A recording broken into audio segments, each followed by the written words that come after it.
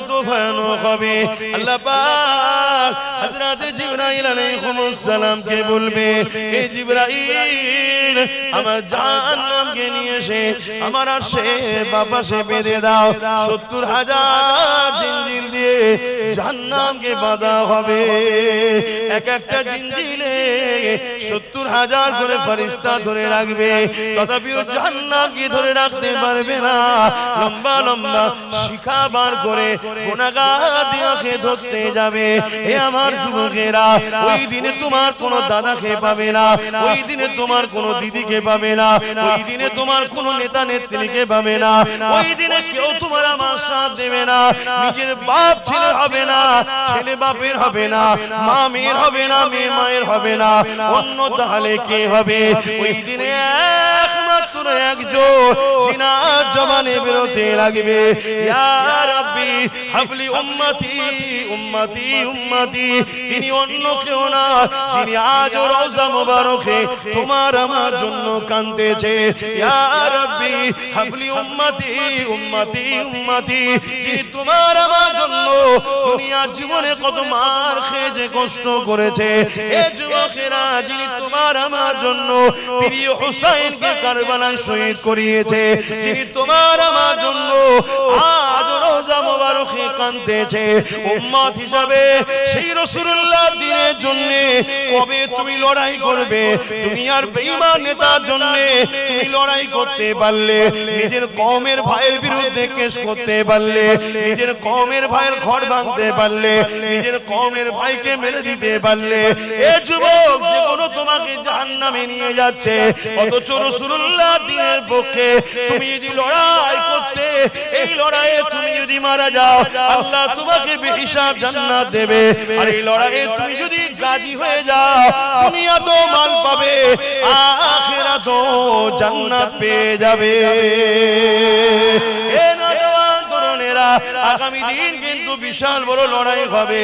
একদিকে থাকবে সন্ত্রাসীরা, একদিকে থাকবে জালিমরা, একদিকে থাকবে খুনিরা, একদিকে থাকবে চরিত্রহীনেরা, একদিকে থাকবে নারীদেরকে যারা শোষণ করে তারা, একদিকে থাকবে মানবতা বিরোধীরা, অপরদিকে মুহাম্মদ সাল্লাল্লাহু আলাইহি ওয়াসাল্লামের রেখে যাওয়া ইনসাফ ইনসানিয়াত মানবতা সভ্যতা নাই, গরীব দুঃখীদের পক্ষে দাঁড়াতে হবে।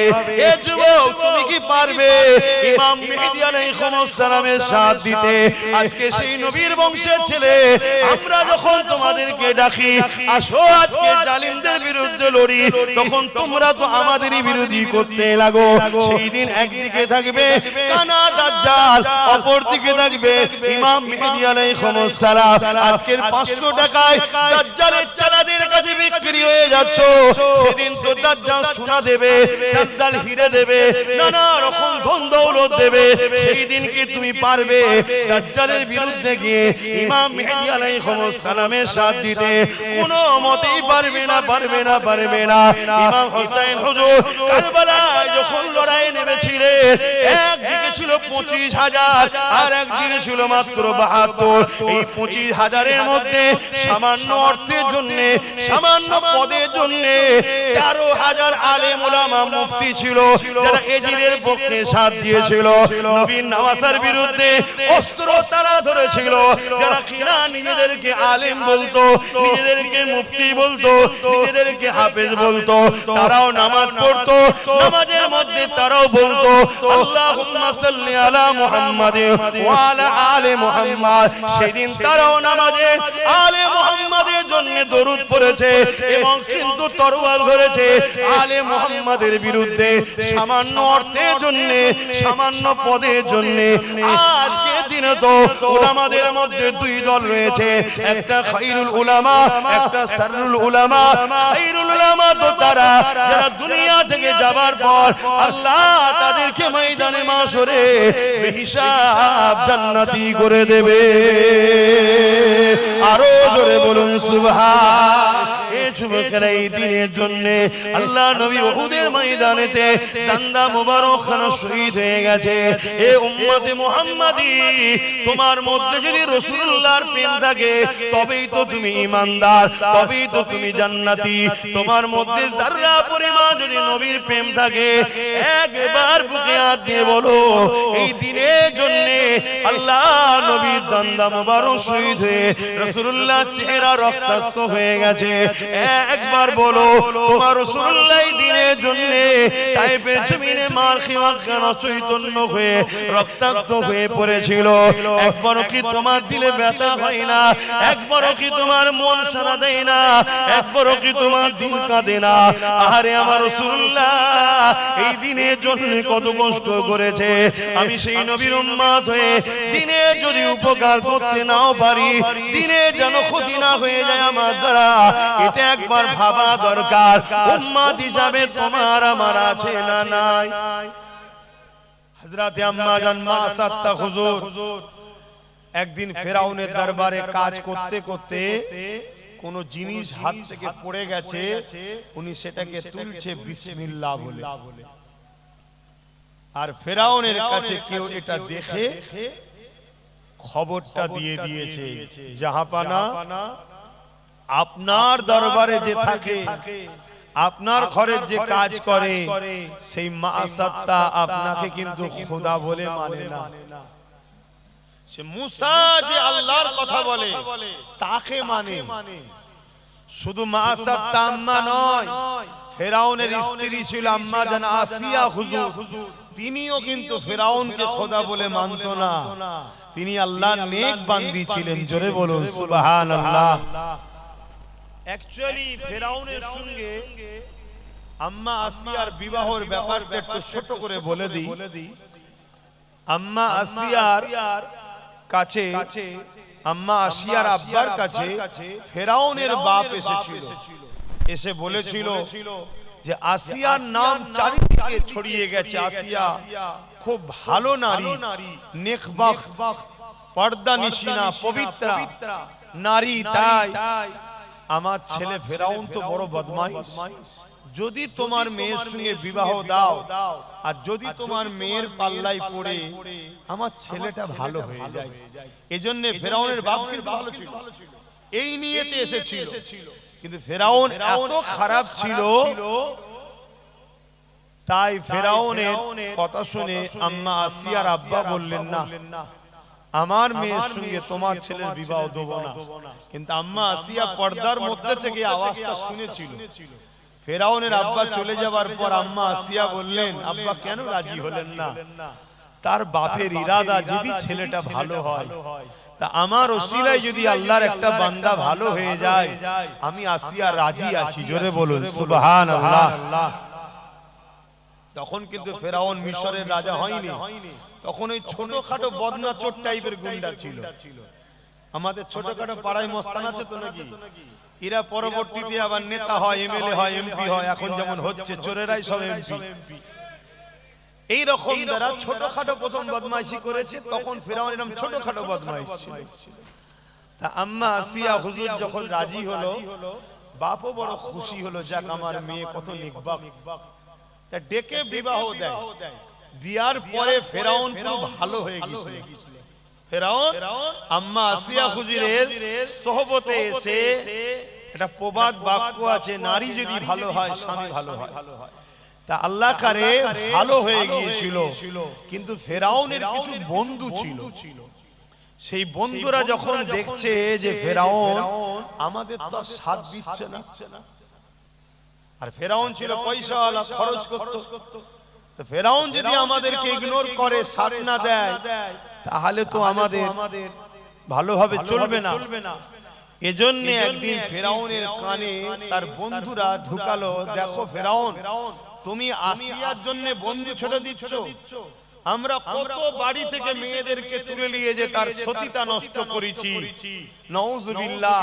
তারা ফেরাউনের কানে ঢুকাচ্ছে, আসিয়া যে কোনসা ভালো মেয়ের মানে কি আছে, ওর তো সতীতা খারাপ হতে পারে। বলুন নাউজুবিল্লাহ।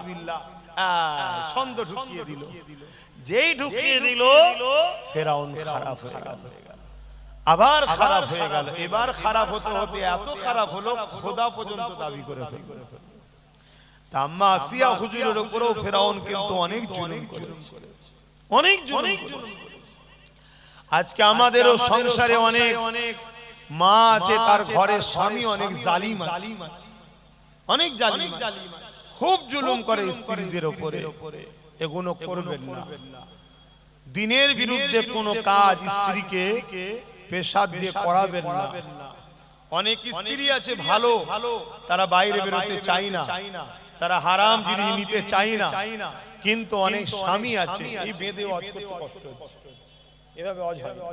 কিন্তু কি করব বলেন, ঠান্ডাও লাগছে, থাকে থাকে ওদের এখনো হই হই হচ্ছে। কি করবে, জায়গা পায় না, এইটুকু জায়গায় করেছে আর কি করে। এখানে রেখে দেন, রেখে দেন।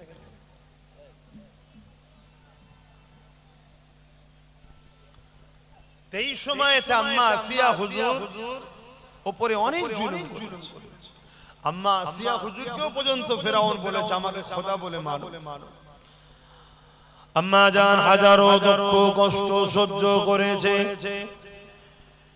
ফেরাউনকে কিন্তু বারবার পরিবর্তনের জন্য চেষ্টা করেছে।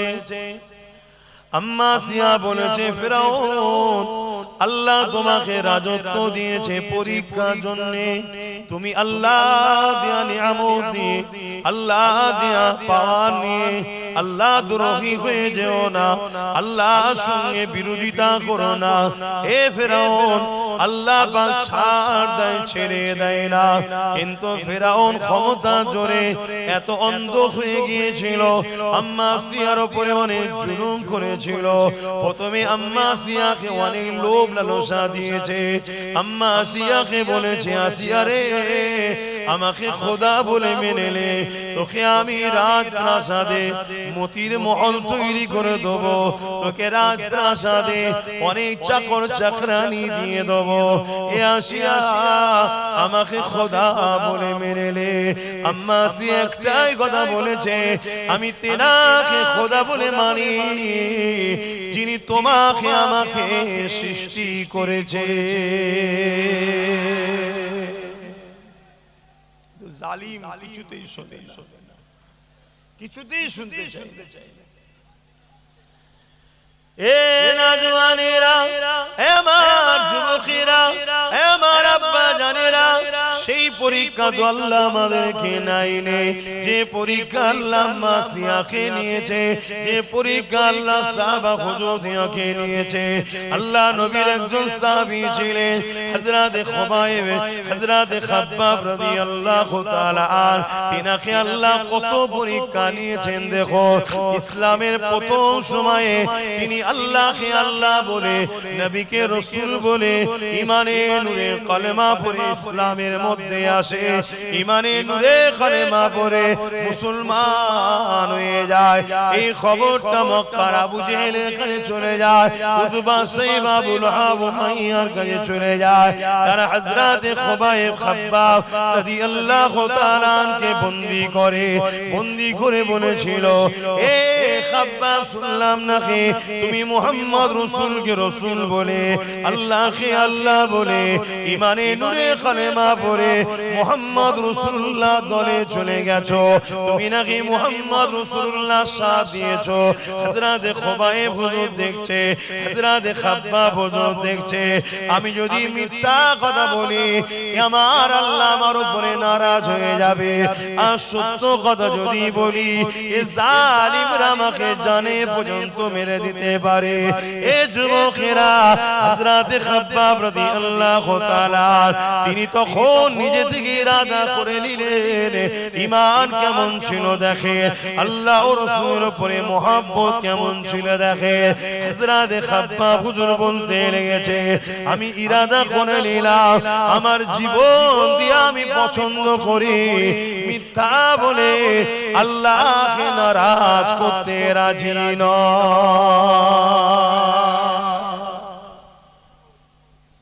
মিথ্যা বলতে চাইছে না, জান দিতেও রাজি, আর আমরা খুশি হয়ে আর কি করতে করতে মিথ্যা বলি।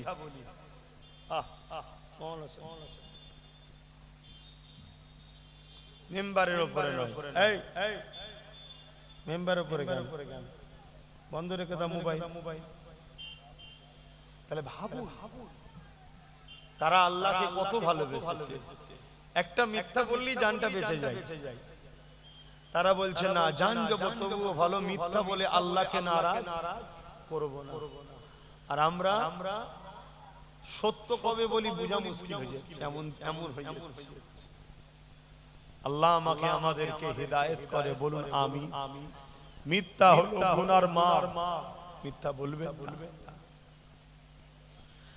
এ মা নওজওয়ানেরা, এ নবী পাকের প্রেমিকেরা, আল্লাহ নবীর সাহাবী হযরত খাব্বাব রাদিয়াল্লাহু তাআলা আনকে হযরত ওমর ফারুক রাদিয়াল্লাহু তাআলা আন জিজ্ঞাসা করেছিলেন, ও ভাই হযরত ওমর, ও ভাই হযরত খাব্বাব, শুনেছি আপনি ইসলাম প্রথম জামানাতে কবুল করেছে, ইসলামের প্রথম সময়েতে আপনি ঈমানের কলেমা পড়েছে, এর জন্য জালিমরা আপনার উপরে অনেক জুলুম করেছে।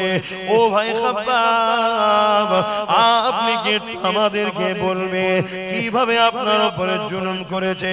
হযরত ওমর ফারুক তখন খলিফাতুল মুসলিমিন, আমিরুল মুমিনিন, রাজ দরবার ভর্তি লোক রয়েছে। এই জায়গায় যখন ওমর ফারুক জিজ্ঞাসা করলে, আল্লাহ নবী সাহাবী হযরত খাব্বাব রাদিয়াল্লাহু তাআলা জামার উপর থেকে হাত থেকে এইভাবে টেনে টেনে দেখায়, তোমার আমার কোমরের সুন্দরের জন্য গোশত রয়েছে। আল্লাহ নবী সাহাবী হুজুরের কোমরে কোনো গোশত ছিল না, একেবারে চামড়ার হাড় লেগে রয়েছে।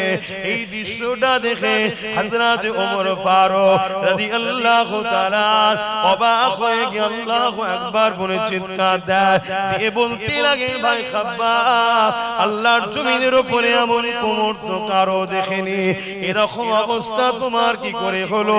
আল্লাহ নবী সাহাবী খাব্বাব বলতে লেগেছে, এ ভাই হযরত ওমর, আল্লাহকে আল্লাহ বলে মানা দরদ, নবীকে রাসূল বলে মানা দরদ, দুনিয়া জালিমা বুজুল সাইবা বাহিনীরা আমাকে ধরে নিয়ে গিয়ে আগুন তৈরি করেছে।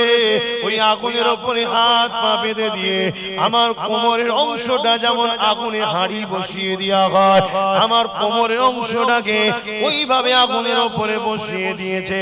বসিয়ে দিয়ে আমাকে বলতে লেগেছে, খাব্বাব রে, আল্লাহ ছেড়ে দে, নবী ছেড়ে দে, আমি আগুনে তাপেতে আমার কোমরের চামড়া গুলো পুড়তে লেগেছে, আগুনের তাপেতে আমার কোমরের গোশত গুলো পুড়তে লেগেছে, ওই গোশত থেকে পানির রস বেরোতে লেগেছে। পড়তে পড়তে আগুন বন্ধ হয়ে যায়, আবার তারা আমাকে নামিয়ে আবার আগুন ধরায়, আবার নিয়ে গিয়ে বসায়, আবার বলে, খাব্বাব রে, এখনো সময় আছে, আল্লাহ ছেড়ে দে, নবী ছেড়ে দে। ভাই ওমর, এইভাবে আমার উপরে এত জুলুম করতে করতে করতে আমার কোমরের গোশত গুলো ওই আগুনে পুড়ে পুড়ে খেয়ে নিয়েছে। ও ভাই ওমর, এত গোশত আমাকে দিয়েছে, পুরো দরবার কাঁদতে লেগেছে। আল্লাহ নবী সাহাবী খাব্বাব বলে, ভাই ওমর, এরপর আমি আমার আল্লাহ শুকরিয়া আদায় করি। কি জন্য শুকরিয়া আদায় করো? এত কষ্ট দেওয়ার পরও আমার আল্লাহ আমাকে তার থেকে, তার হাবিব থেকে সরিয়ে দেয় রে। এত কষ্ট সহ্য করার পরও আল্লাহ আমার ঈমানকে হেফাজত করেছে। আমি খাব্বাব, তাদের কথাতে আমি আল্লাহ ও রাসূলকে ভুলে যাইনি। আরো জোরে বলুন সুবহানাল্লাহ।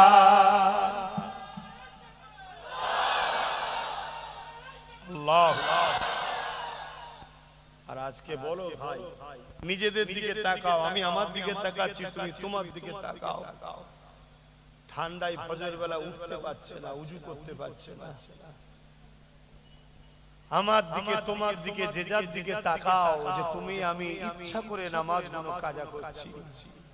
আমার তোমার দিকে তাকাও, আমি তুমি ইচ্ছা করে গান, যাত্রা, ফাংশন, মেলা নিয়ে ব্যস্ত। এদিকে আমার মসজিদ, মাদ্রাসা, কবরস্থান, ঈদগাহকে ভেঙে দেওয়া হচ্ছে। কাল এই পীরের জায়গা দখল করে নেওয়া হবে। ভাবো ভাবো, আল্লাহ তোমাকে আমাকে ছেড়ে দেবে মনে হচ্ছে?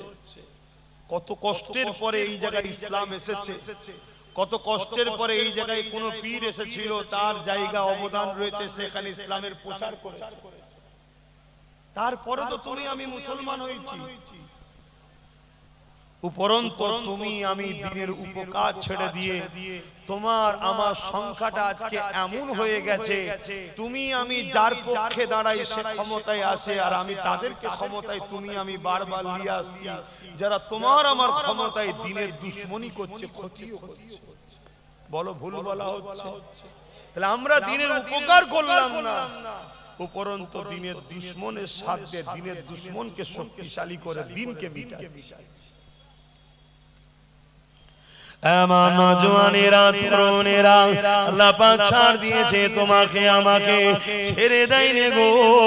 আল্লাহ একটা দিন রেখেছে, ওই দিনে তোমাকে আমাকে উঠাবে, ওই দিনে তোমার আমার হিসাবটা নেওয়া হবে। যে দিনটা সূরা জুমা আল্লাহ পাক জানাচ্ছে 68 নম্বর আয়াতে, সুম্মা নুফিকা উখরা ফাইযা হুম কিয়ামুন ইয়ানজিরুন, ওটা হলো ময়দানে মাশর। ওই দিনেতে আল্লাহ পাক তোমাকে আমাকে উঠাবে, ওই দিনেতে আল্লাহ পাক তোমার আমার কাছ থেকে হিসাবটা নেবে। ওরে আমার বান্দারে, হাত দিয়েছিলাম আমি, এই হাত দিয়ে আমার জন্য কি করেছি বল? ওরে আমার বান্দা বান্দিরে, পা দিয়েছিলাম আমি, এই পা দিয়ে আমার দিনের রাস্তায় চলেছিস কি বল? ওরে আমার বান্দা বান্দিরে, আমি আল্লাহ পাক তোদেরকে তাকত দিয়েছিলাম, তোদেরকে ক্ষমতা দিয়েছিলাম, তোদের শরীরে বল দিয়েছিলাম। বল বান্দা, আমি আল্লাহ আমার দিনের জন্য ক্ষমতাকে কাজে লাগিয়েছিলিস কি বল? এ যুবকেরা, তরুণেরা, বাপেরা, মনে রাখবেন আল্লাহ ছাড় দিয়েছে বলে তোমাকে আমাকে ছেড়ে দিয়েছে এটা মনে করো না। আল্লাহ একটা দিন রেখেছে, ওই দিনে তোমার আমার হিসাবটা নেবে। বান্দা, আমার দিয়ে হাত দিয়ে এই জন্য দিয়েছিলাম গরিবদেরকে সাহায্য করবে, আমি আল্লাহ হাত দিয়েছিলাম হালাল ইনকাম করবে, আমি আল্লাহ হাত দিয়েছিলাম এতিম গরিব মিসকিন বিধবাদের সাহায্য করবে, আমি আল্লাহ হাত দিয়েছিলাম এই হাত দিয়ে আমার কোরআনকে ধরবি, আমি আল্লাহ হাত দিয়েছিলাম এই হাত দিয়ে আমি আল্লাহ আমার কাছে তোদের প্রয়োজনের জন্য দোয়া চাইবে। ওরে আমার বান্দা বান্দিরে, আমি আল্লাহ হাত তোদেরকে দিয়েছি মসজিদ বানাবার জন্য, আমি আল্লাহ হাত দিয়েছি মসজিদের দুশমনদের বিরুদ্ধে লড়াই করার জন্য, আমি আল্লাহ হাত দিয়েছি মাদ্রাসা বানাবার জন্য, আমি আল্লাহ হাত দিয়েছি মাদ্রাসা যারা মিটাতে আসবে তাদের বিরুদ্ধে লড়াই করার জন্য, আমি আল্লাহ হাত দিয়েছিলাম। এরে আমার বান্দা বান্দিরে, ইনসাফ নাই সত্য ইসলামের ঝান্ডাকে ধরবি, তা না করে বান্দা তোরা আমার দিয়ে হাত দিয়ে ইসলামের দুশমনদের ঝান্ডাকে বইছে। আজকে দিনে তোদেরকে বাঁচাবার কে আছে বল? কি জবাব দেবো সেদিন? আমার কথা মাইকার আওয়াজে বুঝতে পারছেন? আমি সবাইকে জিজ্ঞেস করছি, বুঝতে পারছেন? ভাবো ভাই, ভাবো ভাবো। এই জন্যই তো মাহফিল গুলো করা হয়, যে ভুল হয়ে যায় আলোচনা করো, বারবার শুনে শুনে যদি পরিবর্তন হয়। গতকালকেই আমি এখান থেকে যাচ্ছিলাম, তোমরা সম্ভবত গজলের কোন অনুষ্ঠান রেখেছি, আমি জানি না যারা গজল গাইতে এসেছিল, তবে এটা জানি গজলের নামে ইসলামকে ধ্বংস করতে একদল লোক আবার নেমেছে। গতকালকে কারা ছিল আমি জানি না, কেন আমি তো রানিং এ যাই, কথা বুঝে একটু দেরি হয়ে গেলে নোয়েলটি ছেড়ে দেবে, জামে পড়ে যাব, তাই নেবে খাওয়া দাওয়ার কোনো খেয়াল থাকে না, তাড়াতাড়ি ঘুমোতে হবে, রেস্ট নিতে হবে, ফজর বেলা উঠতে হবে। আল্লাহ দিয়েছে, আল্লাহ মিটিয়েও দিতে পারে, তাহলে আল্লাহকে তো স্মরণ রাখতে হবে। কিন্তু এটা বলবো, গজলের নামে আজকাল ইসলামকে ধ্বংস করতে একদল লোক বেরিয়েছে। অনেক গজল হচ্ছে দেখছি, সেই গজলের মানুষটাকে মেম্বারটাকে ফাংশনের মেম্বার মতো করে ফেলছে, হাসছে, এ আর কি টনটিটকিরি করছে। আবার অনেক জায়গায় দেখছি মেয়ে ছেলে পর্যন্ত স্টেজে উঠে পড়ছে। আমি জানি না কত ছিল কারা। যারা শরিয়ত সম্মতভাবে গজল গাইবে অবশ্যই গজল ভালো জিনিস, এতে নবীর প্রেম পয়দা হয়, রাসূলুল্লাহর পক্ষে নাত হবে, আল্লাহর পক্ষে হামদ হবে, ভালো জিনিস, খারাপ কি আছে? কিন্তু ওইগুলোকে সামনে রেখে একদল ইসলামের চক্রান্তকারীরা ইসলামকে আবার মিটাচ্ছে, এটাকেও আমাদের হুঁশ রাখা দরকার। কেন অনেক কষ্টের বিনিময়ে ইসলাম এসেছে। যদি সাহাবা হুজুর এই কষ্ট সহ্য করতে না পারি ছেড়ে দিত, ইসলাম পেতেন আপনারা? ইসলাম বলে তারা জীবন পর্যন্ত দিয়ে দিয়েছে, কিন্তু ইসলাম ছাড়েনি। তাদের সন্তান এতিম হয়েছে, তাদের পরিবার বিধবা হয়েছে, মা সন্তান হারা হয়েছে এই ইসলামের জন্য। আজকে সেই ইসলামকে খেলা করলে, ইসলামের যদি উপকার করতে নাও পারেন মাথায় তো রাখা দরকার আমাদের ক্ষতি না হয়ে যায়। জলসা মাহফিল যদি দিতে নাও পারি, কমসে কম জলসা দিয়ে যেন ইসলাম বিরোধী কাজ না করে ফেলি, এটাও তো মাথায় রাখা দরকার। কারণ আজকাল অনেক জায়গায় জলসা হয় মেলার মতো, বিভিন্ন ফাংশন, দোকান, লাগতদোলনা, মনোহারি, আরো কি না বসে, অনেক জায়গায় হয় না। এটা কি ইসলামের উপকার হচ্ছে মনে হয়? অবাধে ছেলে মেয়ে একসাথে ঘুরছে, চোখের জেনা, কানের জেনা, নফসের জেনা, কত জেনা হচ্ছে না? তাহলে ধর্ম জেনা শিখায় না, জেনা থেকে রুকায়। ধর্মের নামে যদি জেনা করা হয় তাহলে আল্লাহ ছেড়ে দেবে? কি গো বলবেন তো ছেড়ে দেবে? তাতে মনে হয় জলসা যদি নাও দিত মনে হয় ধরা পড়তো না। অনেক কষ্টের বিনিময়ে ইসলাম। এমনও দিন গেছে আল্লাহ নবী 3 দিন পেটে পাথর বেঁধে কাটিয়েছে। এমনও দিন গেছে আল্লাহ নবী জালিমদের জুলুমে পাহাড়ে পর্যন্ত চলে যেতে হয়েছে। এমনও দিন গেছে আল্লাহ নবীকে নিজের মাতৃভূমি ছেড়ে দিয়ে আসি মদিনায় চলে যেতে হয়েছে। কি জন্যে? আমার রাসূলুল্লাহ দ্বীনের কথা বলেছে, আমার নবী পাক ইনসাফের কথা বলেছে, আমার নবী পাক মানবতার কথা বলেছে, আমার নবী পাক গরিবের পক্ষে কথা বলেছে, আমার নবী পাক এতিমের কথা বলেছে, আমার নবী পাক বিধবার কথা বলেছে, আমার নবী পাক এক আল্লাহকে মানার কথা বলেছে। এই জন্য মক্কার মুশরিক জালিমরা আমার রাসূলুল্লাহর উপরে কত জুলুম করেছে। এই যুবকেরা এই দিনের জন্য আল্লাহ নবী উহুদের ময়দানেতে দান্দা মুবারক খানা শহীদ হয়ে গেছে। এ উম্মতে মুহাম্মাদি, তোমার মধ্যে যদি রাসূলুল্লাহর প্রেম থাকে তবেই তো তুমি ঈমানদার, তবেই তো তুমি জান্নাতি। তোমার মধ্যে যারা পরিমাণ যদি নবীর প্রেম থাকে একবার বুকে হাত দিয়ে বলো এই দিনের জন্য আল্লাহ নবীর দান্দা মুবারক শহীদ হয়ে রাসূলুল্লাহ চেহারা রক্তাক্ত হয়ে গেছে। একবার বলো তোমার রাসূলুল্লাহ এই দিনের জন্য তাইফের জমিনে মার খেয়ে অজ্ঞান চৈতন্য হয়ে রক্তাক্ত হয়ে পড়েছিল। একবারও কি তোমার দিলে ব্যথা হয় না? একবারও কি তোমার মন সাড়া দেয় না? একবারও কি তোমার দিল কাঁদে না? আরে আমার রাসূলুল্লাহ এই দিনের জন্য কত কষ্ট করেছে। আমি সেই নবীর উম্মত হয়ে দিনে যদি উপকার করতে নাও পারি, দিনে যেন ক্ষতি না হয়ে যায় আমার দ্বারা, এটা একবার ভাবা দরকার। উম্মত হিসাবে তোমার আমার আছে না নাই? আমি মাঝে মাঝে দাদা হুজুরের মাজারে যখন যাই, আগে তো প্রায় যেতাম, আগে রোজ যেতাম, এখন তো দুয়া পেয়ে গেছি ওই জন্য অত যেতে পারিনি, এত ব্যস্ত হয়ে গেছি। মাঝে মাঝে যখন ঘরে ফিরি তখন মনে হয় যে কি ব্যাপার, বেটা কি রাগ করলো নাকি, আর যেতে পারছি না কেন, এত ব্যস্ত হয়ে গেছি। আজকেও জলসাই তাড়াহুড়ো করে কোনো রকম ভাবে ছুটে এসে প্রথম জলসা ধরলাম। মানে বেলা তো ছোট রে বাবা, আর এমনি তো রাসূল বলেছে বছর গুণ মাস হিসাবে যাবে, মাস গুণ সপ্তাহের মতো চলে যাবে, সপ্তাহ গুণ দিনের মতো চলে যাবে। হু করে দিন চলে যাচ্ছে, কাজ তো বুঝতে পারছি না। তারপর আবার এই নলেজ সিরিলে বিরাট পেরেশানের মধ্যে আছে। নতুন করে আবার দ্বিতীয় বছরে ছেলেরা ভর্তি হচ্ছে, আরো বিল্ডিং এর কাজ হচ্ছে, সবগুলো দেখতে হয়। এইসব নানান দিকে জড়িয়ে গেছি। জড়িয়ে যাওয়ার দরুন এই যাওয়া অনেক কমে গেছে। তাকে যখনই যেতাম আমি প্রায় বলতাম, বেটা যান এতটুকু তো দোয়া করেন আপনার সিলসিলার উপকার যদি করতে না পারি ক্ষতি না করে, কেন অনেক কষ্ট করেছে আমার মুসাফির জামান না, এখন তো আমি সাজানো বাগানে ফল খেচ্ছি কি। কিন্তু আমার দাদা হুজুর তখন এই বাংলায় এসেছিল, তখন কি মুসলমান ছিল? সব সেরে কুফরি বেশরিয়াতি বেদাতিতে সব ভরে গেছিল। এত সহজ নাকি? কোন কোন জায়গায় পীরের নামে জমাই হতো। দাদা হুজুর বলতে গেছে, দাদা হুজুরকে মারতে ছুটেছে, তুমি জানো? ফুরফুরা শরীফের শাস্ত্রীদান হুজুরের ওখানে আগে সব ঢোল তবলা সব কাওয়ালি হতো। দাদা হুজুর বলতে গেছিল বলে লাঠি তুলেছে। এসব ইতিহাস জানো না?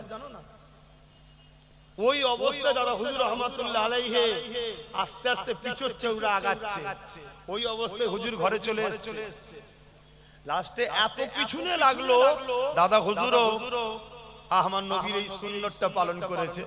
মক্কা ছেড়ে রাসূল হিজরত করে ইয়াসরি, দাদা হুজুরও ফুরফুরা শরীফ ছেড়ে রাসূলুল্লাহর গোলাম নবীর সুন্নত পালন করে দোকে চলে গেল। তারপরে এদের আল্লাহর মাফ শুরু হয়ে গেল। হয়ে যাবার পর আবার যে ক্ষমা টমা চেয়েছে, চাওয়ার পরে আবার এসেছিলেন হুজুর। আমি যেটা বুঝাতে চাইছি, এমনি এমনি হয়ে যায় না। কত মাজার ছিল, যেসব মাজারে ছেলে মেয়ে একসাথে নাচ হতো, দাদা হুজুর বন্ধ করেছে। এসব ইতিহাস তো আলোচনাও হয় না, তোমরাও জানো না। তো যাক, কোনো দরবারে গেলে আলোচনা করলে আরো বেশি ভালো লাগবে, কেন এখানে অনেক ধরনের মাইন্ডের লোক থাকে। তো এই জন্য আমি চেষ্টা করি রসুলের আলোচনাটা বেশি করে করব। কেন রসুল তো সবার নাকি, আর যে রসুল মানে না তার সাথে তো সম্পর্ক রেখেও লাভ নাই।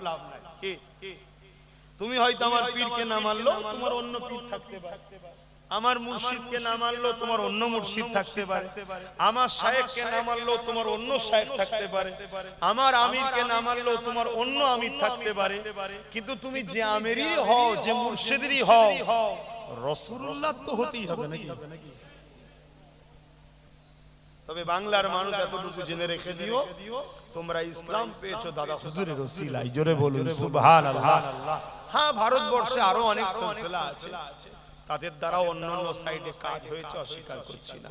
কিন্তু পূর্ব ভারতের মানুষ দাদা হুজুরের ওসিলায় ইসলাম পেয়েছে। তো যাক, যেটা আমি বলতে চাইছি, আমি হুজুরকে যে আল্লাহর ওলিরা মরা না জিন্দা, একটু বলবেন তো? জিন্দা। আল্লাহর কোরআন বলছে তারা জিন্দা। শুধু জিন্দা নয়, আল্লাহ তাদের কবরে রিজিকও দেয়, তারা খায়। জোরে বলুন সুবহানাল্লাহ। কোরআন কথা মানবেন না? কোরআন। আর দাদা হুজুর তো শুধু ওলি নয়, ওলিদের বাদশা ছিলেন। জোরে বলুন সুবহানাল্লাহ। আকাশে যেমন কোটি কোটি তারা, চাঁদ একটা, কোটি কোটি তারা, চাঁদ একটা। তো কোটি কোটি তারার মাঝে যেমন চাঁদের ইজ্জত, কোটি কোটি ওলির মাঝে জবান আর মুজাদ্দিদের ইজ্জত। জোরে বলুন সুবহানাল্লাহ। আসেন ভাইরা, যে কথা আলোচনা করছিলাম, আল্লাহ নবী জীবনে কত কষ্ট করেছে তোমাকে আমাকে এক আল্লাহকে চিনাবে বলে।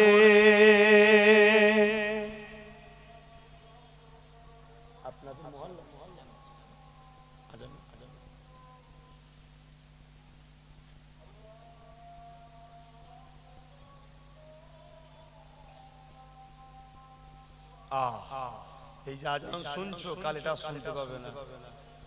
তোমার আমার গাফলতির জন্য, তোমার আমার ভুলের জন্য।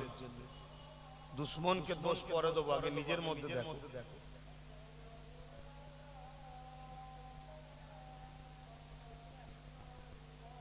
আশহাদু আল্লা ইলাহা ইল্লাল্লাহ।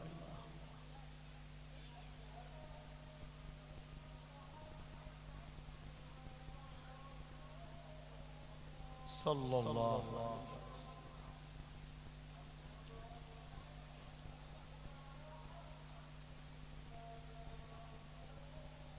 সাল্লাল্লাহু আলাইহি ওয়াসাল্লাম। কুররাত আইনি বিকা ইয়া রাসূলুল্লাহ।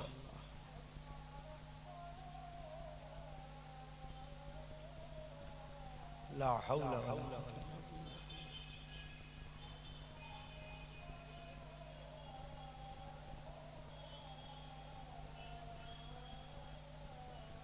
لا حول ولا قوة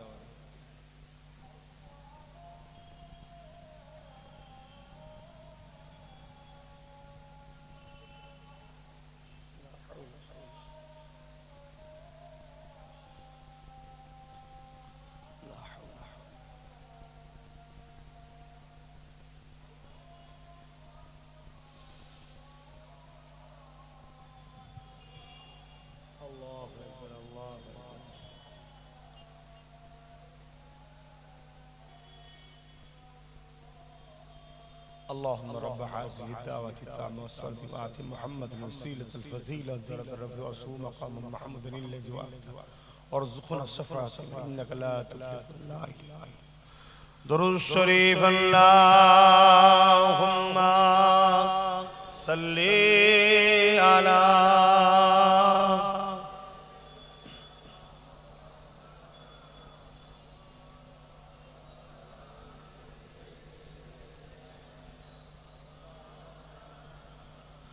रातें भी मदीने की बातें भी मदीने की रातें भी मदीने की बातें भी मदीने की जीने में ये जीना है क्या बात है जीने की अरसा हो तैबा की जिस गलियों से गुजरे अरसा हो तैबा की जिस गलियों से गुजरे इस वक्त भी गलियों से खुशबू है पसीने की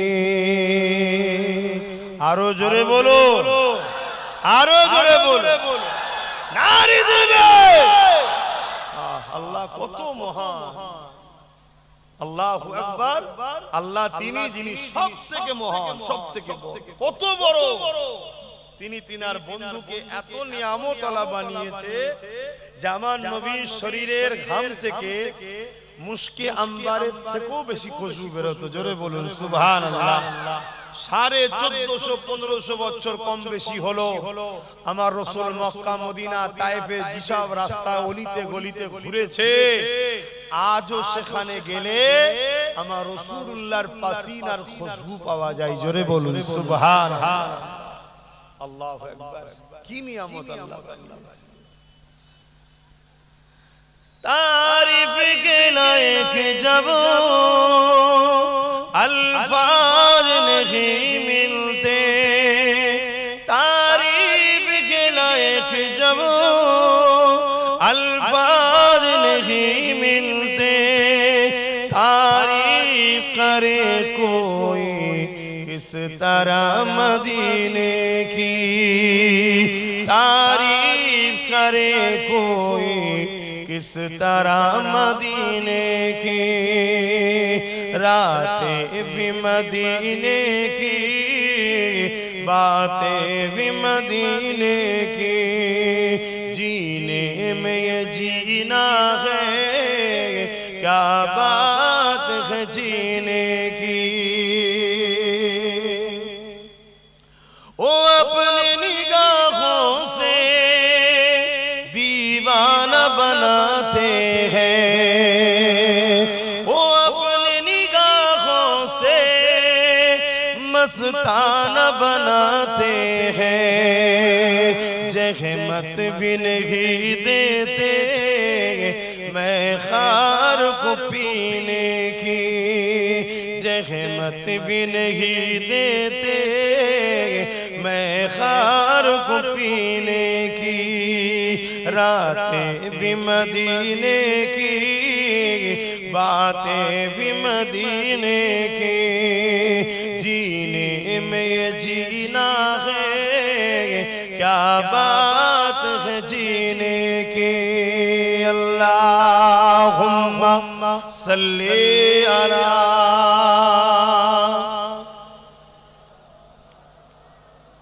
वला आली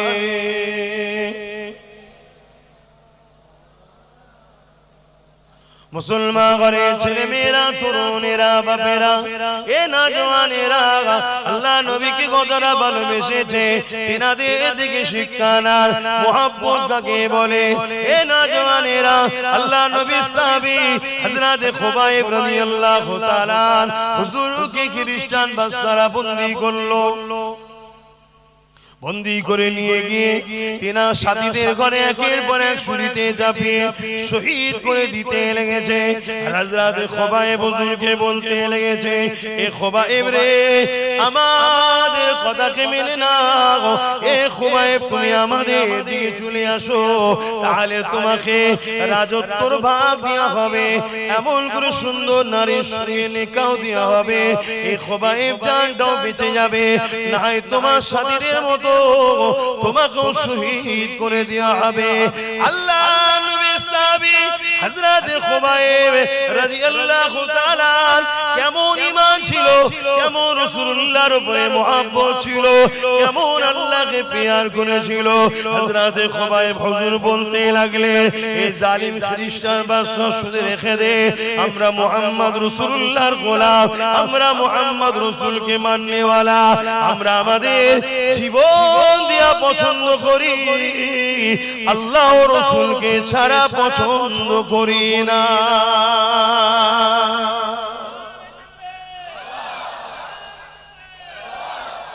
আমরাই তো সেই উম্মত, তিনারাও তো রাসূলের উম্মত ছিল, আমরাও তো সেই উম্মত। আজকে আমাদের অবস্থা কি? এক কাপ চায়ে তো উম্মত বিক্রি হয়ে যাচ্ছে, 500,000 টাকা তো উম্মত বিক্রি হয়ে যাচ্ছে। ভাবো, আর আমাদের কাঁধের উপরে বন্দুক রেখে জালিমরা আমার ইসলামকে গুলি করছে, আমার রাসূলুল্লাহ শানে গুস্তাখি করছে, আমার কোরআনের শানে গুস্তাখি করছে, আর আমরা তাদেরকে কাঁধ দিয়েছি ব্যবহার করো। আল্লাহ ছেড়ে দেবে আমাদেরকে? মনে রেখে দিও, ইসলামকে মিটাবার চেষ্টা যুগে যুগে অনেক জালিম করেছে, যারাই করেছে আল্লাহ তাদের সঙ্গে দুই ধরনের ব্যবহার করেছে। এক ফেরাউন নমরুদের মতো মিটিয়ে দিয়েছে, আর না হয় ওমর ফারুকের মতো দ্বীনের খাদেম বানিয়ে দিয়েছে। জোরে বলুন সুবহানাল্লাহ। কিন্তু ইসলামকে কেউ মিটাতে পারেনি, আর আগামী তো, জোরে বলুন। কিন্তু যে জিনিস মিটান নয়, তার সাথে যদি আমরা জুড়ে থাকি, আমরাও মিটবো না। আর আমরা যদি আলাগ হয়ে থাকি, আমরা মিটে যাব, ইসলাম রয়ে যাবে। আপনার যদি ধারণা হয় যে আমরা চলে গেলে তাহলে ইসলাম মানবে কে, এইটাই তো জালিমদের ধারণা। এই জন্য তোমাদেরকে আমাকে ইসলাম থেকে সরাচ্ছে। তারা ভাবছে এদেরকে সরিয়ে দিয়ে ইসলাম শেষ হয়ে যাবে। জালিমরা জানে না, বাবরি মসজিদে যে প্রথম আঘাত করেছিল, আল্লাহ তাকেই ঈমানের কলেমা পড়িয়ে 100টা মসজিদ তার দ্বারা করাচ্ছে। বলুন সুবহানাল্লাহ। জালিমরা জানে না যে বুশ বলেছিল আমেরিকা ইসলাম রাখবো না, সেই বুশের কন্যাকেই আল্লাহ ইসলাম কবুল করিয়ে কোরআনের হাফেজা বানিয়ে দিয়েছে। জোরে বলুন সুবহানাল্লাহ। তুমি আমি যদি মনে করি আমরা চলে গেলে ইসলাম চলে যাবে, এটা ধারণা ভুল। আল্লাহ নতুন নতুন লোককে তৈরি করে দেবে, তাদের দিলে ইসলামের মহব্বত ভরিয়ে দেবে। একটা নিয়ামত দিয়েছে আল্লাহ আমাদেরকে, দায়িত্ব, দেখ আমার ইসলামকে দেখ। যদি আমরা না দেখি, আল্লাহ কেড়ে নেবে আমাদের থেকে, অন্য কাউকে দায়িত্ব দিয়ে দেবে, আমাদেরকে মিটিয়ে দেবে।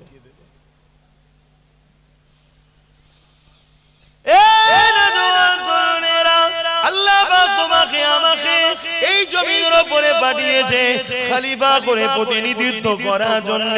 তোমার আমার কাজ হলো আল্লাহর জমিনে আল্লাহকে সিজদা যেমন দেব, এই জমিনের উপরে অন্যায় দেখলে তার বিরুদ্ধে লড়াই করব, এই জমিনের উপরে রোজা রাখবো, এই জমিনের উপরে এতিমদের উপরে কেউ জুলুম করলে এতিমদের পক্ষে দাঁড়িয়ে জালিমদের বিরুদ্ধে লড়াই করব। তোমার আমার কাজ হলো মালদা যদি আল্লাহ করে কাবা শরীফে গিয়ে যেমন হাজির হয়ে আসবো, তেমনি ঠিক এই জমিনের উপরে নারীদের উপরে কেউ জুলুম করলে তাদের বিরুদ্ধে লড়াই করে নারীদেরকে আজাদ করে দেবো। এটাও আল্লাহ আমাদেরকে ডিউটি দিয়েছে। মনে রাখবেন, কুনতুম খায়রা উম্মাতিন উখরিজাত লিন-নাস তা'মুরুনা বিল মা'রুফ ওয়া তানহাউনা আনিল মুনকার। আল্লাহ পাক আমাদেরকে দুটো কাজ দিয়েছে, শুধু ভালো কাজ করার কথা বলেনি, আল্লাহ পাক বলেছে অন্যায়কে মিটিয়ে দাও, নাই কাজ ভালো কাজ করো। একদিকে একদিকে যেমন ভালো কাজ করতে হবে, অপরদিকে অন্যায়কে মিটাতে হবে। এই দুটো কাজ আল্লাহ আমাদেরকে দিয়েছে। কেউ যদি ভালো কাজ করে, অন্যায় বিরোধী না করে, কিয়ামতের দিনে আল্লাহ বাবাকে নাজাত দেবে না গো। কেন? অন্যায় করা, অন্যায় বিরোধী না করা, চুপ থাকা অন্যায় দেখে মূলত অন্যায়কেই সাপোর্ট করা। যদি অন্যায় বিরোধী না করা যদি দিনের কাজ হতো, ভালো কাজ করলেই শুধু কামিয়াবি হয়ে যেত, তাহলে ইমামে হুসাইন পাকের মতো তিনার কি দরকার ছিল জালিম এজিদের বিরোধী করা?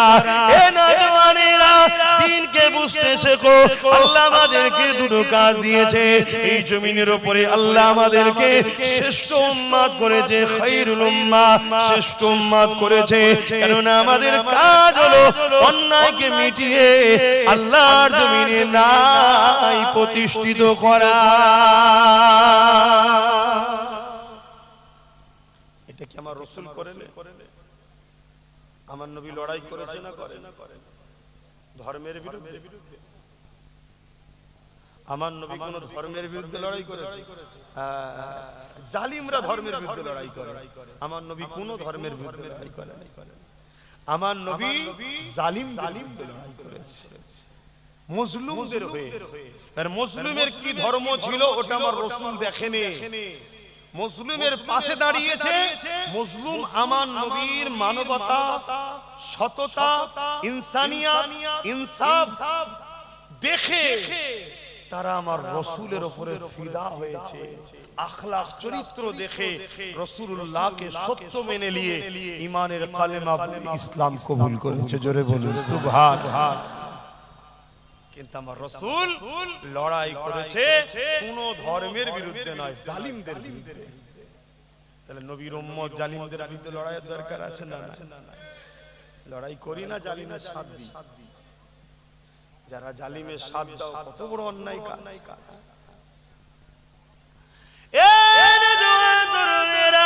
আল্লাহ নবীর কথা বলছিলাম। এই দিনের জন্য রাসূলুল্লাহ তায়েফের জমিনে রক্তাক্ত হয়েছে। এই দিনের জন্য রাসূলুল্লাহ মাতৃভূমি মক্কা ছেড়ে দিয়ে ইয়াসরিব মদিনায় চলে যেতে হয়েছে। নবীর উম্মত হয়ে সেই দিনের উপরে দয়া কোথায় তোমার আমার? নবীর উম্মত হয়ে সেই দিনের উপরে মহব্বত তোমার আমার কোথায়?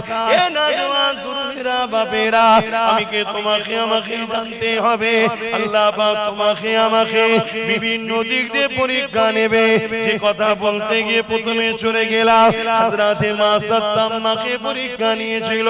হযরতে মা সাত্তাম্মার কথাটা বলেলি, যখনই ফিরাউনের কানে খবর চলে গেল মা সাত্তাম্মা আর মুসা নবীজি আল্লাহর প্রচার করে, সেই আল্লাহকে মানে, আমি ফিরাউন আমাকে মানে না। ওই সময় ফিরাউন কি করলো? হযরতে মা সাত্তাকে ডাক দিল, এ মা সাত্তারে, শুনলাম তুমি নাকি আমাকে খোদা বলে মানো না, তুমি নাকি মুসা যে খোদার প্রচার করছে সেই খোদাকে মানো। হযরতে মা সাত্তা চিন্তা করছে, আমি যদি সত্য কথা বলি এই জালিম আমাকে জানে মেরে দেবে। আমার স্বামী নাই, তিনটে ছোট ছোট বাচ্চা রয়েছে, মারা গেলে এই বাচ্চাদের কি হবে? আর যদি আমি মিথ্যা বলি, আমার আল্লাহ পাক মিথ্যা কথা বলতে নিষেধ করেছে। আমি কেমন আল্লাহকে মানলাম, আল্লাহর কথা মান্য করব? হযরতে মা সাত্তাও ঠিক করে নিল, আমার জান চলে যায়, চলে যাবে, আমার বাচ্চাদেরকে তিনি দেখবে যিনি হলেন আল্লাহ। আমার থেকে অনেক বেশি অভিভাবক গার্জেন হলেন আমাদের আল্লাহ।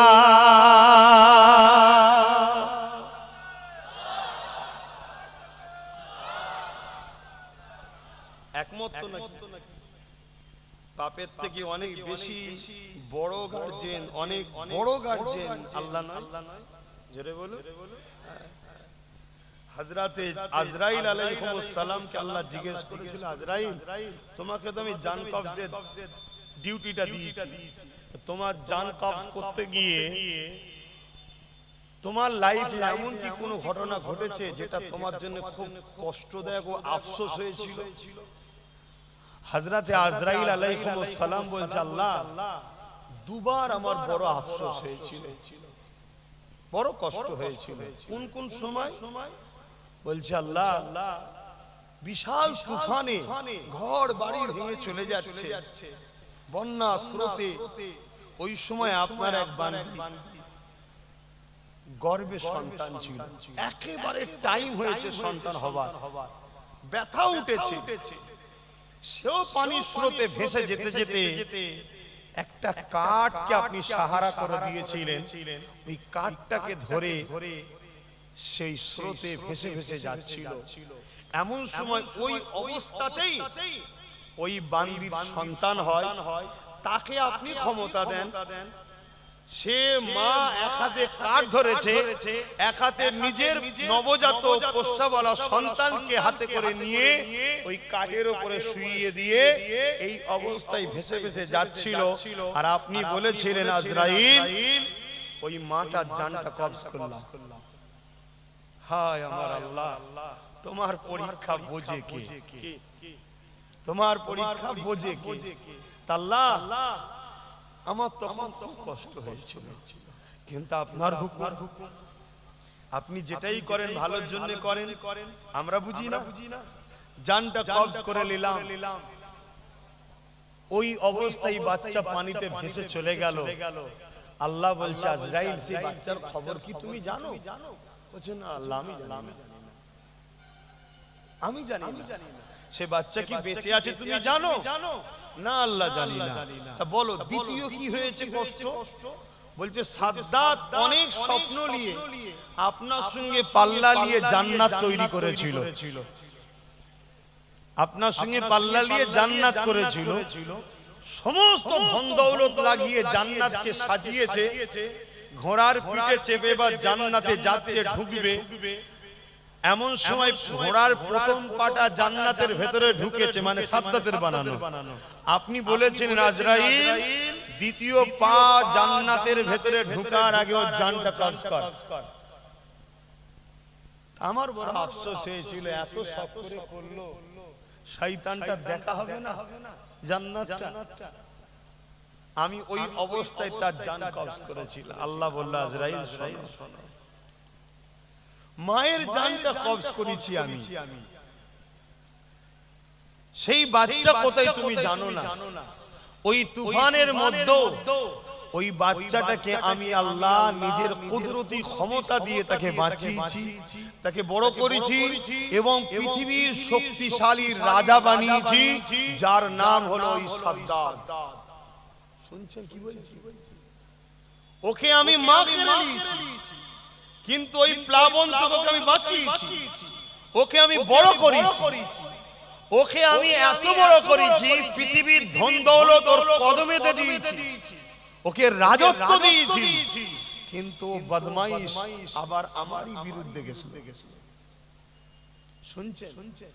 তাহলে আমার আল্লাহ তিনি যদি ওই মুহূর্তে একটা সন্তানকে বাঁচিয়ে বড় করে লালন পালন করে তাকে রাজাও বানাতে পারে, সেই আল্লাহ কি আমাদের বাচ্চাদের জন্য অভিভাবক গার্জেন হিসেবে উপযুক্ত নয়? জোরে বলো। আমাদের আব্বাজান হযরত ইব্রাহিম আলাইহিস সালাম যখন আম্মাজান হাজেরা হুজুর আর ইসমাইল আলাইহিস সালামকে সেই মরুভূমি যেটা আজকে মক্কা, ওই জায়গায় যখন রেখে আসে তখন কাবা ছিল না, কোনো লোকালয় ঘর ছিল, শুধু মরুভূমি, বালি আর কাঁটাযুক্ত গাছ, পানি ছিল না, খাবার ছিল না, লোক ছিল না। ওই সময় যখন ইসমাইল আলাইহিস সালামকে ছেড়ে দিয়ে হযরতে আম্মা হাজেরা হুজুরকে ছেড়ে দিয়ে যখন ইব্রাহিম নবী চলে আসছে, আম্মা হাজেরা জিজ্ঞেস করেছিল আমার প্রাণের স্বামী আপনি যাচ্ছেন কোথায়? ইব্রাহিম আলাইহিস সালাম বলেছিলেন হাজেরা তুমি আর বাচ্চা এখানে থাকবে, আমি চলে যাচ্ছি। আম্মা হাজেরা বলেছিলেন এটা আপনার ইচ্ছা না আল্লাহর হুকুম। দেখেন নেকবখত নারী কারা হয়, এটা আপনার ইচ্ছা না আল্লাহর হুকুম। ইব্রাহিম আলাইহিস সালাম বলেছিলেন আল্লাহর ইচ্ছা এটা যে আপনাকে আর ইসমাইলকে এখানে রেখে যেতে হবে। আম্মা হাজেরা তখন কি বলেছিলেন? আপনি যান নিশ্চিন্তায়, যখন জেনে গেছি আল্লাহর হুকুম, আপনার থেকে অনেক বেশি সাহায্যকারী যিনি তিনি হলেন আল্লাহ। জোরে বলুন সুবহানাল্লাহ, আরো জোরে বলুন সুবহানাল্লাহ। আম্মা মা সাত্তাও বলছে যে আমি মিথ্যা বলবো না। এ বাচ্চাদেরকে সাহায্য যিনি করবেন তিনি কে? হযরত আম্মা জান মা সাত্তা যখন বলল, এ ফিরাউন রে, যা শুনেছেন সত্য শুনেছেন, লা ইলাহা ইল্লাল্লাহ, মুসা কালিমাতুল্লাহ, মুসা নবীর কথা মেনে নিয়েছি, আল্লাহকে আল্লাহ বলে মেনে নিয়েছি। এ ফিরাউন, আমি মা সাত্তা আপনাকে বলি, আপনিও সেই আল্লাহর উপর ঈমান নিয়ে আসেন যিনি আপনাকে রাজত্ব দিয়েছে। ফিরাউন রেগে লাল হয়ে গেল। ফিরাউন সৈন্যদেরকে হুকুম করে দিল, একটা বিশাল কড়া জোগাড় করো, ওই কড়াতে তেল দাও এবং তলাতে আগুন জ্বালিয়ে দাও। তেল দেয়া হয়ে গেল, আগুন জ্বালিয়ে দেয়া হয়ে গেল, কড়া তেল টকবক টকবক করে ফুটতে লেগেছে। এ যুবক, কত পরীক্ষা হয়েছে, কত কষ্টের পর ইসলাম এসেছে। দেখো গো, ওই ইসলামকে তুমি আমি আজ নিজে হাতে করে মিটিয়ে দিতে লেগেছে। আল্লাহকে ভয় করো গো, কেন কিয়ামতের দিন তোমাকে আমাকে উঠতে হবে, যে দিনেতে কোনো বাপ ছেলের হবে না, ছেলে বাপের হবে না, মা মেয়ের হবে না, মেয়ে মায়ের হবে না, অর্থাৎ চিনো না চিনার ভান করে থাকবে। যে কিয়ামতের দিনে এমনও বাপ পাওয়া যাবে, নিজের ছেলেকে জমিনে শুইয়ে দিয়ে তার বুকের উপরে পা দিয়ে দাঁড়িয়ে যাবে। কিয়ামতের দিনে এমনও মা পাওয়া যাবে, নিজের মেয়েকে জমিনে শুইয়ে দিয়ে তার বুকের উপরে পা দিয়ে দাঁড়িয়ে যাবে। কিয়ামতের দিন এমনও ছেলে মেয়ে পাওয়া যাবে, নিজের জনম দুঃখিনী মা, জনমদাতা বাপকে জমিনে শুইয়ে দিয়ে তার বুকের উপরে পা দিয়ে দাঁড়িয়ে যাবে। সাহাবা হুজুররা বলতে লাগলেন, ইয়া রাসূলুল্লাহ, হাবিবাল্লাহ, এই রকমটা কেন হবে? আল্লাহ নবী বলেছিলেন, এ বাবা সাহাবারা, যেমন আগুনে লোহা দিলে আগুনের তাপেতে লোহা পুড়ে পুড়ে লাল হয়ে যায়, আমার নওজওয়ানেরা মন দিয়ে শোনো, ওই ময়দানে মাশরেতে সূর্যকে মাথায় রাখবে না, ইখতিলাফাত উপরে আল্লাহ নামিয়ে দেবে। ওই সূর্যের তাপেতে জমিন কানা পুড়ে পুড়ে লাল হয়ে যাবে। ওই জমিনে তোমাকে আমাকে দাঁড়াতে হবে। আল্লাহকে ভয় করো এ যুবক, আল্লাহকে ডর করো। আল্লাহ তোমাকে ছাড় দিয়েছে, ছেড়ে দেয় রে গো। চারিদিকে দেখো, তোমার আমার মা বোনেদের ইজ্জত লুটছে, তোমার আমার ভাই বোনকে খুন করছে, তোমার আমার যুব সমাজকে মিথ্যা গ্যাজার কেস দিয়ে এই জালিম নেতা কোন জেলে ভরে দিয়েছে। এত কিছু করার পরে আজকে এই জালিমরা আমার ওয়াকফকে নিয়ে নিতে চাইছে, আমার মসজিদকে ভেঙে দিচ্ছে, আমার মাদ্রাসাকে ভেঙে দিচ্ছে, আমার কবরস্থানকে ভেঙে দিচ্ছে, আমার ঈদগাহকে দখল করে নিচ্ছে। আমার মাদ্রাসায় নাকি জঙ্গি সন্ত্রাস তৈরি হয়, নানা রকম মিথ্যাচার করছে। এর একটাই কারণ, এই উম্মতে মুহাম্মাদি তুমি আমি আজ ঘুমিয়ে রয়েছি, তুমি আমি নেশাতে ডুবে রয়েছি। গানের নেশা, যাত্রার নেশা, মদের নেশা, লটারির নেশা, জুয়ার নেশা, বেঈমান চরিত্রহীন নেতাদেরকে জিতাবার নেশা, তুমি আমি ব্যস্ত রয়েছি। এদিকে তোমার আমার পিছনে ইসলামের দুশমনেরা, তারা ইসলামকে মিটাতে লেগেছে। আল্লাহকে ভয় করো, ওই কিয়ামতের দিনে আল্লাহ পাকের কাছে কি মুখটা দেখাবে একটু ভাবো। এখনো সময় আছে, এক হয়ে যাও, ঐক্যবদ্ধ হও। নবী বংশের আওলাদ হিসেবে বলছি, সাথ দাও আমার, ঐক্য হও, এখনো সময় আছে। যেদিন আমাদের সংখ্যা কম ছিল সেদিন আমাদের বিজয় হতো, আজকে সংখ্যা বেশি, আমরা বারবার হারছি।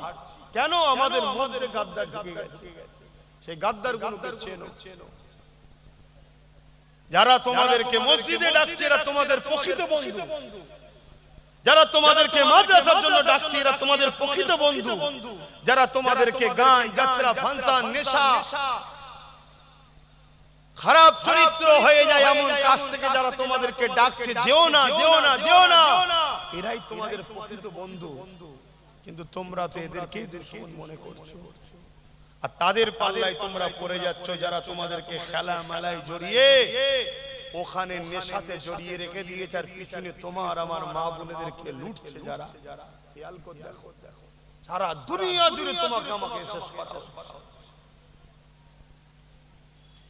এ নওজওয়ানেরা, এ মানবী বাগে প্রেমিকেরা, ময়দানে মাশহুরটা এত ভয়ানক হবে।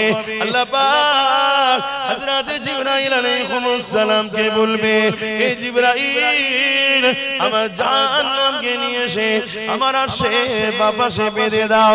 ৭০,০০০ জিনজির দিয়ে জাহান্নামকে বাঁধা হবে। এক একটা জিনজিরে ৭০,০০০ করে ফেরেশতা ধরে রাখবে, তথাপিও জাহান্নামকে ধরে রাখতে পারবে না। লম্বা লম্বা শিখা বার করে গুনাহগার দিয়াকে ধরতে যাবে। হে আমার যুবকেরা, ওই দিনে তোমার কোনো দাদাকে পাবে না, ওই দিনে তোমার কোনো দিদিকে পাবে না, ওই দিনে তোমার কোনো নেতা নেত্রীকে পাবে না, ওই দিনে কেউ তোমার আমার সাথ দেবে না। নিজের বাপ ছেলে হবে না, ছেলে বাপের হবে না, মা মেয়ের হবে না, মেয়ে মায়ের হবে না, অন্য তাহলে কে হবে? ওই দিনে একমাত্র একজন জিনার জবানে বেরোতে লাগবে, ইয়া রাব্বি হাবলি উম্মতি উম্মতি উম্মতি। তিনি অন্য কেউ না, যিনি আজ রওজা মুবারকে তোমার আমার জন্য কাঁদতেছে। ইয়া রাব্বি হাবলি উম্মতি উম্মতি উম্মতি, যিনি তোমার আমার জন্য দুনিয়ার জীবনে কত মার খেয়ে যে কষ্ট করেছে। এ যুবকেরা, যিনি তোমার আমার জন্য প্রিয় হুসাইনকে কারবালায় শহীদ করিয়েছে, যিনি তোমার আমার জন্য আজ রওজা মুবারকে কাঁদতেছে। উম্মত হিসাবে সেই রাসূলুল্লাহ দ্বীনের জন্য কবে তুমি লড়াই করবে? দুনিয়ার বেঈমান নেতার জন্য তুমি লড়াই করতে পারলে, নিজের কওমের ভাইয়ের বিরুদ্ধে কেস করতে পারলে, নিজের কওমের ভাইয়ের ঘর ভাঙতে পারলে, নিজের কওমের ভাইকে মেরে দিতে পারলে।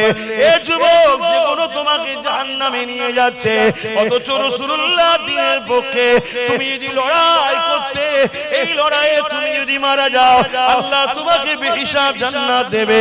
আর এই লড়াইয়ে তুমি যদি গাজী হয়ে যাও, দুনিয়া তো মাল পাবে, আখিরাতও জান্নাত পেয়ে যাবে। এ নওজওয়ান তরুণেরা, আগামী দিন কিন্তু বিশাল বড় লড়াই হবে। একদিকে থাকবে সন্ত্রাসীরা, একদিকে থাকবে জালিমরা, একদিকে থাকবে খুনিরা, একদিকে থাকবে চরিত্রহীনেরা, একদিকে থাকবে নারীদেরকে যারা শোষণ করে তারা, একদিকে থাকবে মানবতা বিরোধীরা, অপরদিকে মুহাম্মদ সাল্লাল্লাহু আলাইহি ওয়াসাল্লামের রেখে যাওয়া ইনসাফ ইনসানিয়াত মানবতা সভ্যতা না, গরিব দুঃখীদের পক্ষে দাঁড়াতে হবে। এ যুবক, তুমি কি পারবে ইমাম মেহেদী আলাইহিস সালামের সাথ দিতে? আজকে সেই নবীর বংশের ছেলে আমরা যখন তোমাদেরকে ডাকি, আসো আজকে জালিমদের বিরুদ্ধে লড়ি, তখন তোমরা তো আমাদেরই বিরোধী করতে লাগো। সেই দিন একদিকে থাকবে কানা দাজ্জাল, অপর দিকে থাকবে ইমাম মেহেদী আলাইহিস সালাম। আজকের 500 টাকায় দাজ্জালের চালাদের কাছে বিক্রি হয়ে যাচ্ছ, সেদিন তো দাজ্জাল সোনা দেবে, দাজ্জাল হিরে দেবে, নানা রকম ধন দৌলত দেবে। সেই দিন কি তুমি পারবে দাজ্জালের বিরুদ্ধে গিয়ে ইমাম মেহেদী আলাইহিস সালামের সাথ দিতে? কোনো মতেই পারবে না, পারবে না, পারবে না। ইমাম হোসেন হুজুর কারবালায় যখন লড়াই নেমেছিলেন, একদিকে ছিল 25,000 আর একদিকে ছিল মাত্র 72। এই 25,000-এর মধ্যে সামান্য অর্থের জন্য, সামান্য পদের জন্য 13,000 আলেম ওলামা মুফতি ছিল, যারা এজিদের পক্ষে সাথ দিয়েছিল। নবীর নামাজের বিরুদ্ধে অস্ত্র তারা ধরেছিল, যারা কিনা নিজেদেরকে আলেম বলতো, নিজেদেরকে মুফতি বলতো, নিজেদেরকে হাফেজ বলতো, তারাও নামাজ পড়তো। নামাজের মধ্যে তারাও বলতো আল্লাহুম্মা সাল্লি আলা মুহাম্মাদ ওয়া আলা আলি মুহাম্মাদ। সেদিন তারাও নামাজে আলে মুহাম্মাদের জন্য দরুদ পড়েছে এবং কিন্তু তরোয়াল ধরেছে আলে মুহাম্মাদের বিরুদ্ধে, সামান্য অর্থের জন্য, সামান্য পদের জন্য। আজকে দিনে তো উলামাদের মধ্যে দুই দল রয়েছে, একটা খায়রুল উলামা, একটা শাররুল উলামা। খায়রুল উলামা তো তারা যারা দুনিয়া থেকে যাবার পর আল্লাহ তাদেরকে ময়দানে মাশরে বেহিসাব জান্নাতি করে দেবে। আরো জোরে বলুন সুবহান আল্লাহ।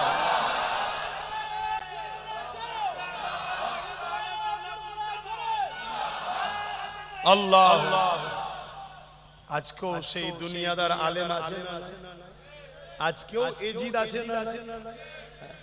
আমরা মনে করি কারবালা সেই দিন শুরু হয়েছে, না, সেই দিন কারবালার স্টার্টিং করেছেন ইমাম হোসেন পাক, আর কারবালার আখরি ময়দান হবে ইমাম মেহেদী আলাইহিস সালামের নেতৃত্বে। বিজয় আমাদেরই হয়, জোরে বলুন সুবহানাল্লাহ। সেদিন স্টার্টিং হয়েছে, বিজয় শেষ, আখরি ময়দান হবে ইমাম মেহেদী আলাইহিস সালামের নেতৃত্বে। এই এর বীজখানে কত ছোট ছোট কারবালা হয়ে গেল, আজকেও চলছে। আজকে এজিদ আছে না?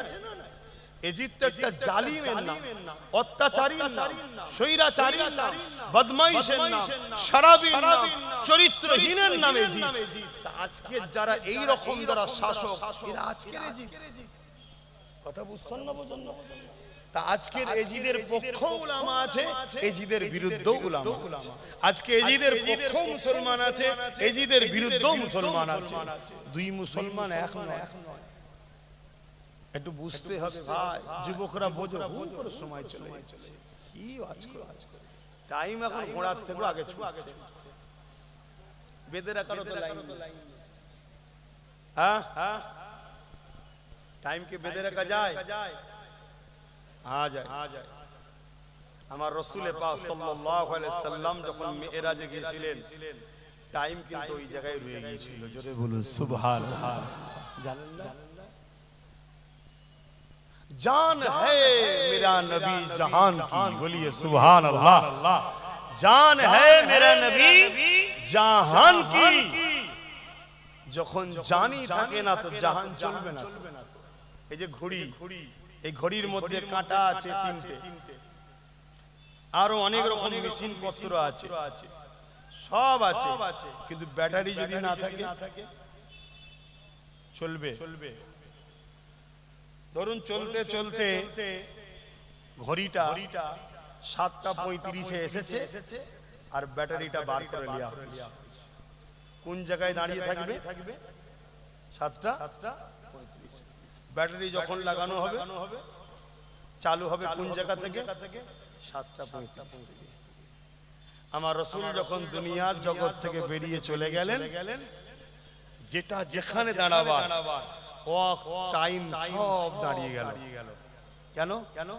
মূলটা জমিন থেকে চলে, জান চলে গেছে। কথা বুঝে আসছে? আবার রাসূল যেই আসলেন ওই টাইম থেকে আবার শুরু হলো। জোরে বলুন সুবহানাল্লাহ। কি নিয়ামত করেছে আমাকে যুবক, সেই নবীকে ভালোবাসো। আর যারা নবীকে ভালোবেসেছে তারা নবীর জন্য সব কুরবান করেছে, জানটাও কুরবান করে দিয়েছে। কি মহব্বতের কথা আমরা বলি! মহব্বত যারা করেছে হযরত আবু বকর সিদ্দিক রাদিয়াল্লাহু তাআলা সেই সময়ে আমার রাসূল পাক সাল্লাল্লাহু আলাইহি সাল্লামের কদম মোবারকে দ্বীনের জন্য, ইসলামের জন্য, রাসূলের জন্য 400 কোটি টাকা দান করেছে ইসলামের জন্য। ভাবতে পারছেন? আজকে হলে একটা দুটো দেশ কিনে লিয়া যাবে, কি যাবে না? যাবে না। আর আমার কওমেরই অনেক ভাই সেই সিদ্দিক আকবরের আওলাদদের ঘরে আবার ভিখারির বাচ্চা বলছে, আছে না? অনেকে তো আবার রাসূলুল্লাহদের নবীদের ঘরেও ভিখারির বাচ্চা বলে ফেলছে। বলুন নাউযুবিল্লাহ। অসুবিধা হচ্ছে? আবেরা নওজওয়ানেরা মন দিয়ে শুনেন, পরিবর্তন হন। আল্লাহ পাক এখনো নিঃশ্বাস চালু রেখেছে, তওবা করলেন পরিবর্তন হয়ে যান। বাকি যতদিন বাঁচবেন এই আকীদায় বাঁচেন, আমি রাসূলুল্লাহর দ্বীনের পাহারাদার হয়ে বাঁচবো।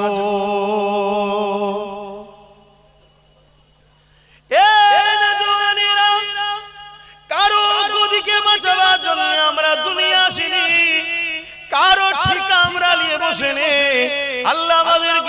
দুনিয়ায় পাঠিয়েছে ইনসাফের জন্য, ইনসানিয়াতের জন্য, মানবতার জন্য, ন্যায় সত্যের জন্য।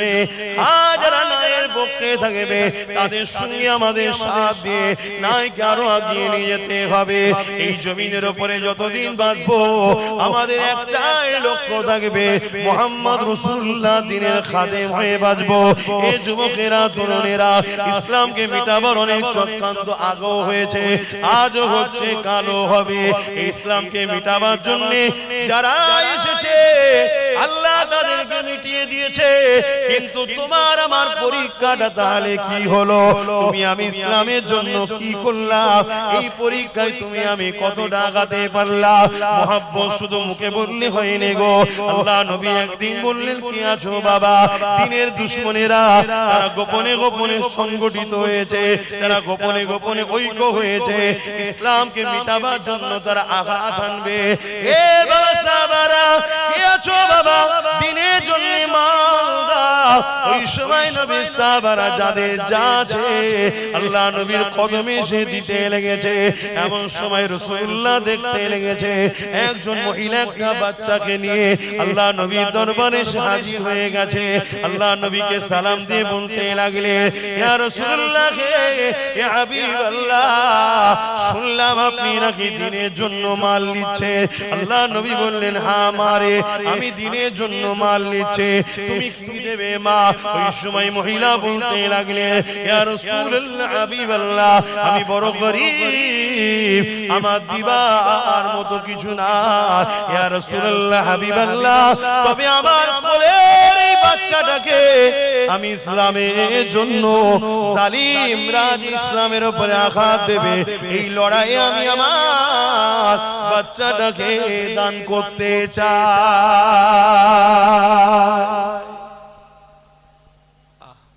আর আজকের মায়েরা কি বলে? বাবা যাসনি ঝামেলায়, হ্যাঁ? অথচ এলাকার যখন জালিম নেতাটাকে কোনো মা বলে নাকি যাসনি? কি গো, কি গো? যখন দিনের জন্য, ইনসাফের জন্য, মানবতার জন্য ডাকা হয়, নবী বংশের আওলাদ ডাকে, আলেমে হাক্কানীরা ডাকে, তখন মায়েরা অনেকে বলে না, বলে না যাসনি বাবা, ঝামেলা, ঝামেলা, কেস খেয়ে যাবি বাবা। আরে মা বাচ্চাকে দিতে এসছে, হুজুর এটা নেন, আমি দান। আল্লাহ নবী বললেন, মা এই বাচ্চা নিয়ে লড়াইয়ের ময়দানে কি হবে?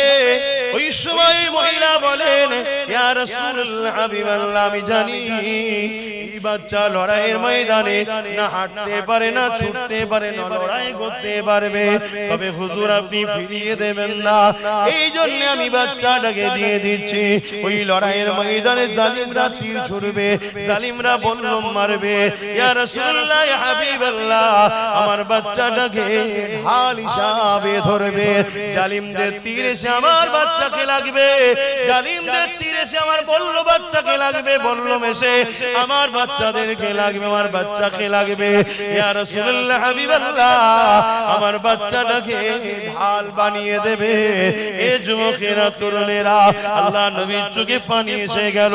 মা আপনি ইসলামকে এত ভালোবাসে, আল্লাহ রাসূলকে এত ভালোবাসে, মা আমি দোয়া করি আল্লাহ আপনার বাচ্চা নেক হায়াত দিক, বড় হয়ে আল্লাহ তাকে যেন মুজাহিরে ইসলাম বানায়।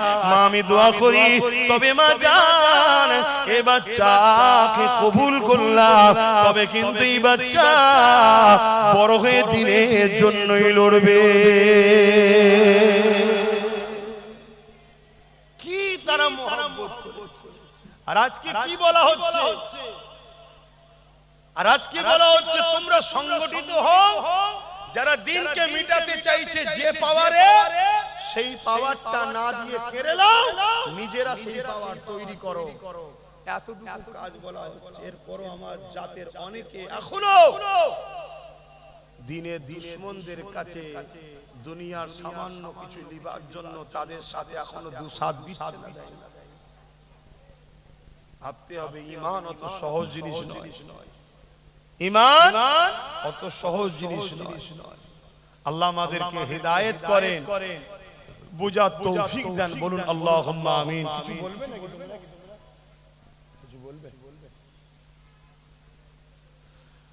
তো যাই হোক ভাই, সময় তো হু করে চলে যাচ্ছে, একটু সালাম পড়াবো আর তারপরে একটা জরুরি কথা আলোচনা করব।